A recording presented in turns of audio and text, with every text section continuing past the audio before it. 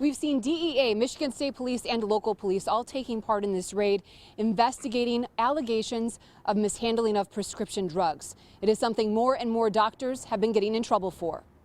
Undercover investigators collected evidence inside Dr. Chris Sammy's Rochester Hills Medical Center. It's an urgent care on Crooks Road. Then they arrested 2 people working inside.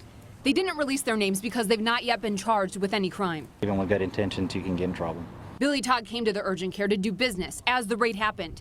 He says the company he works for, RHB Laboratories in Southfield, tries to help doctors protect themselves from this.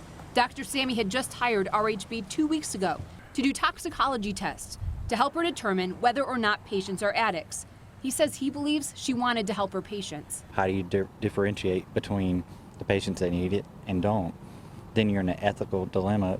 Do I give this patient a prescription, or do I let them go down in the street to buy heroin because they can't get something from me?